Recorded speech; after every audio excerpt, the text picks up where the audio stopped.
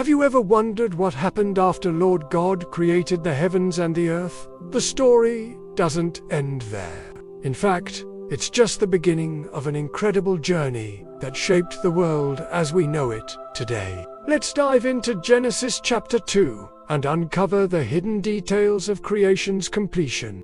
As we explore this fascinating chapter, we'll discover how Lord God put the finishing touches on their masterpiece. On the seventh day, after 6 days of intense creative work, Lord God rested.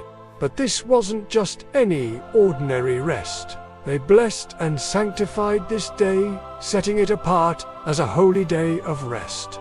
The Sabbath, this divine pause, reminds us of the importance of taking time to reflect and recharge. Now, let's zoom in for a more intimate view of creation's early days. Picture a world without shrubs or plants, where no rain had yet fallen, and no human hands had tilled the soil. Instead, a mysterious mist rose from the earth, watering the land and preparing it for what was to come. It's a scene of potential waiting to burst into life. But the most extraordinary moment was yet to unfold. Lord God, the master craftsman, bent down and formed man from the dust of the ground. Imagine the care and attention to detail as they shaped Adam, molding him with their own hands. Then, in an act of breathtaking intimacy, Lord God breathed the breath of life into Adam's nostrils. In that instant, dust became flesh, and Adam became a living, breathing soul. With man created, Lord God turned their attention to providing a perfect home. They planted a garden in the east, in Eden, and it was here that they placed Adam. This wasn't just any garden. It was a paradise beyond imagination, lush and vibrant. It was filled with trees that were beautiful to behold and good for food. At the heart of this garden stood two special trees, the tree of life and the tree of the knowledge of good and evil. These weren't ordinary trees. They held profound significance for humanity's future. A river flowed out of Eden, bringing life-giving water to the garden. As it left Eden, it divided into 4 branches, becoming the mighty rivers Pison. These rivers would shape the geography and history of the ancient world, their names echoing through time. But Eden wasn't just a place of beauty and abundance. It came with responsibility. Lord God placed Adam in the garden with a purpose: to work it and take care of it.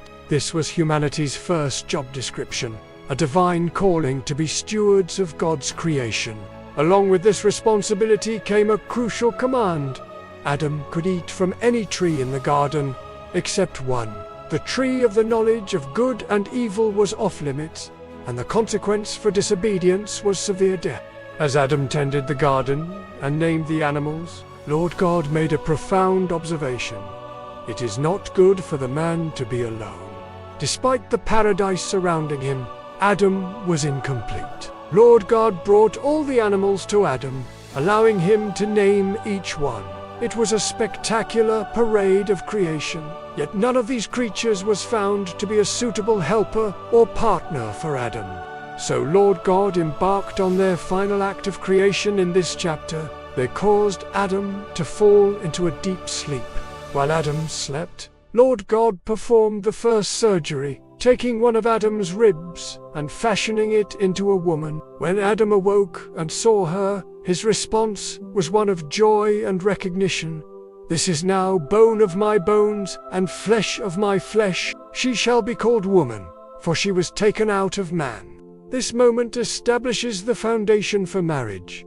A man leaves his father and mother and is united to his wife, becoming one flesh. It's a beautiful picture of unity and companionship, designed by Lord God. The chapter closes with a poignant detail. Adam and Eve were both naked, yet they felt no shame. This simple statement speaks volumes about their state of innocence and purity. Before sin entered the world, it was a time of perfect harmony between humans and their Creator, unmarred by guilt or fear. As we reflect on Genesis 2, we're reminded of God's meticulous care and creation, their desire for relationship with humanity, and the perfect world they designed. It sets the stage for the unfolding drama of human history, with all its triumphs and tragedies.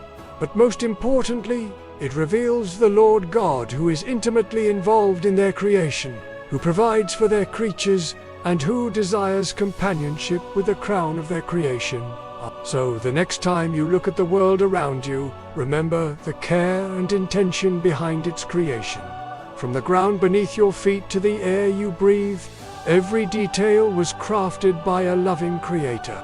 And just as they provided Adam with purpose and companionship, they offer the same to each of us today. The story of creation isn't just ancient history. It's an invitation to discover our place in God's ongoing story.